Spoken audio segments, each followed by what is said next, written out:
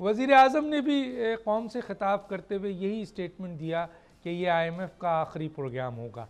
लेकिन मैं आपको यहाँ पर आपसे पूछना चाहूँगा सर कि आपने मेरे पिछले प्रोग्राम में इस बात का तो तयन कर दिया था कि 3 साला प्रोग्राम होगा, लेकिन हजम का तयन नहीं किया था। तो मैं ये पूछना चाहूँगा कि वज़ीर आज़म ने भी कहा है और आज आपने भी उसको दोहरा दिया कि ये IMF का आखिरी प्रोग्राम होगा।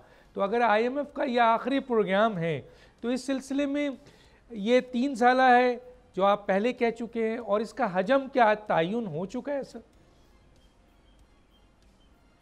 जी, अभी हुजम पे बातचीत चल रही है डॉक्टर साहब, और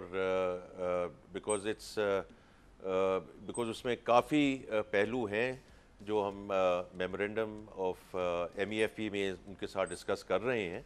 तो इंशाल्लाह बाय अर्ली जुलाई हमें हुजम का उसका पता चल जाएगा, क्योंकि देखिए हुजम जो है इस directly a function of doctor साहब के जो हमारा एक्सटर्नल फाइनेंसिंग गैप है उसके मुताबिक से वो इसका हुजम का तयन होगा।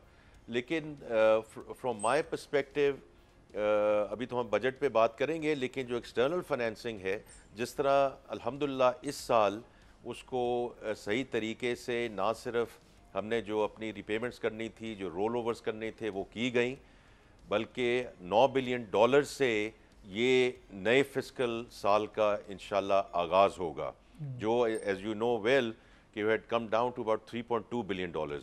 तो अगले साल की जो एक्सटर्नल फाइनेंसिंग गैप है, मैं उसमें बहुत पुरुमीद हूँ कि once this EFF is in place तो इंशाल्लाह हमारी कमर्शियल बोरिंग भी वापस आएगी।